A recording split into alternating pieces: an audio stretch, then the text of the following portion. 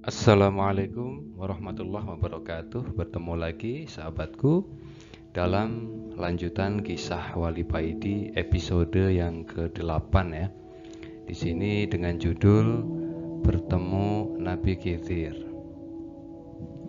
Baik, langsung kita mulai ceritanya. Wali Paidi menyusuri jalan, pergi tanpa arah dan tujuan. Dia hanya berjalan dan berjalan, lupa makan dan minum. Wali Paidi pengen menghindari orang-orang yang mulai tahu kedudukannya.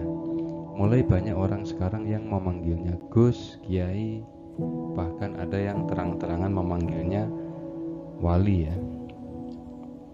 Jadi kehidupan Wali Paidi tampak ramai, ada saja yang orang memerlukan bantuannya. Soal jodoh, penglaris, ada juga yang minta barokah doa, dan yang paling berat ada yang minta diakui murid. Wali Paidi merasa terusik, dia kepingin merasakan kehidupannya yang dulu. Orang-orang hanya mengenalnya sebagai penjual minyak wangi dengan pengajar alif-alifan di musola kecil, maksudnya guru ngaji ya. Sekarang banyak orang yang berlomba-lomba ingin membangun musolanya. Wali Paidi ingin menghindari itu. Dia jenuh akan semua pujian yang dialamatkan pada dirinya. Lebih-lebih akan datangnya malaikat yang mengunjunginya baru-baru ini. Wali Paidi mulai memasuki hutan belantara. Dia berjalan terus dan berhenti ketika dia melihat di depannya ada sungai. Dia mendekati bibir sungai. Dilihatnya airnya begitu jernih. Dia menunduk dan mulai membasuh tangan dan mukanya. Lalu Wali Paidi memperbarui wudunya, karena Wali Paidi ini diberi kemampuan oleh Allah untuk selalu dalam keadaan suci atau punya wudu, atau bahasa ngajinya daimul wudu. Boleh kita terapkan juga ya, kalau kita memungkinkan, coba untuk selalu menjaga wudu. Setelah wudhu, Wali Paidi baru sadar kalau ada orang yang agak jauh di sampingnya. Orang itu sedang memancing. Wali Paidi mendekati orang itu. Dia merasa bukan orang sembarangan ya, melihat wajah. Dan tiba-tiba saja hati Wali Paidi semakin tentram ketika melihat orang ini.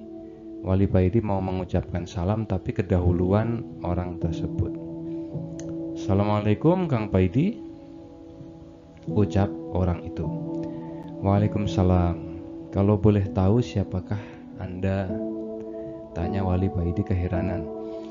Untuk saat ini namaku Syukron Fahmi, jawab orang itu. Wali Paidi terdiam.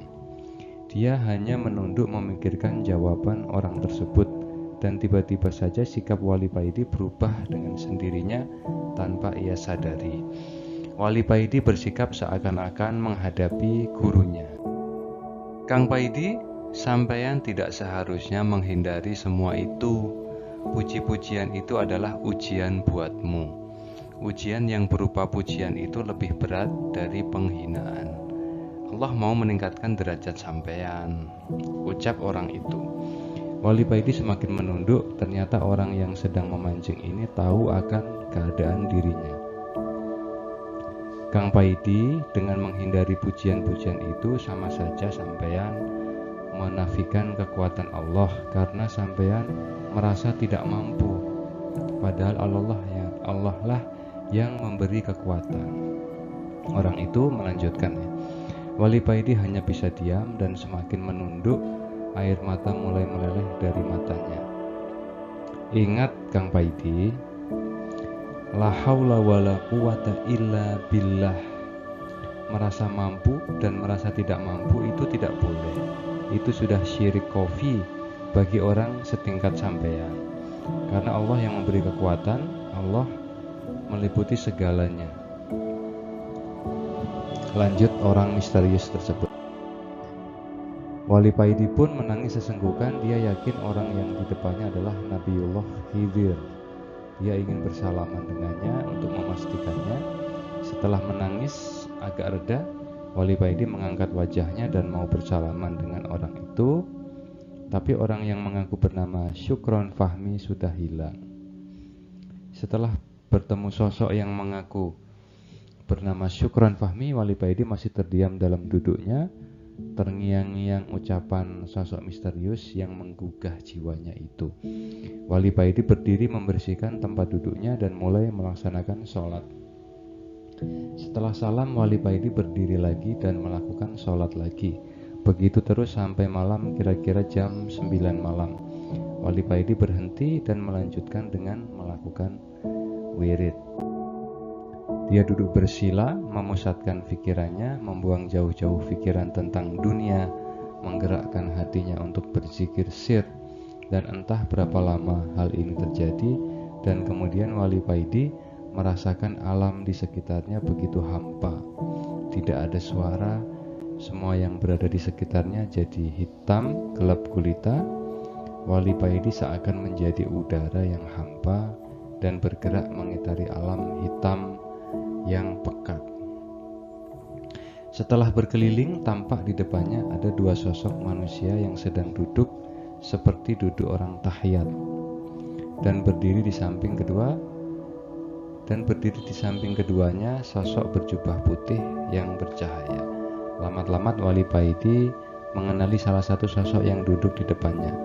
Tidak salah lagi, beliau adalah Al-Imam Ghazali, mujtahid Islam, batin Wali Paidi.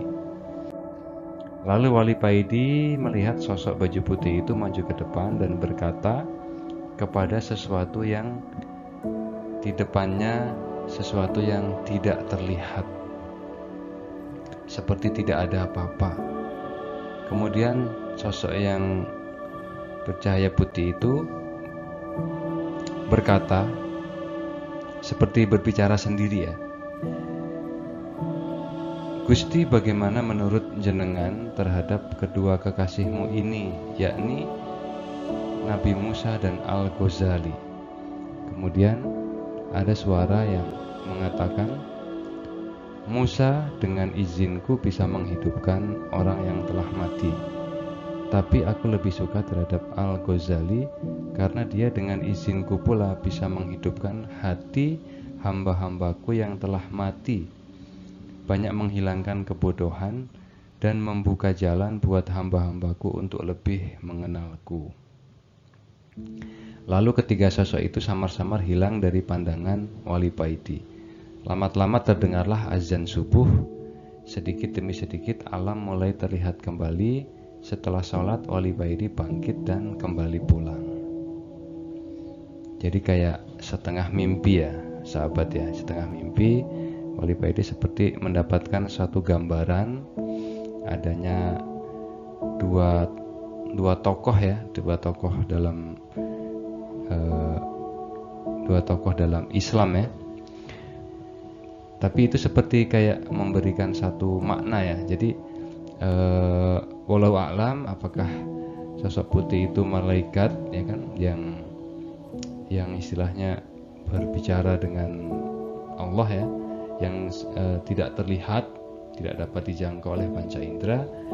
Mungkin itu semacam isyarah ya, semacam isyarah atau semacam tanda bahwa Imam Ghazali tidak hanya menghidupkan orang yang telah mati seperti Nabi Musa, tapi beliau dengan izin Allah bisa menghidupkan hati hamba-hamba yang sudah banyak melupakan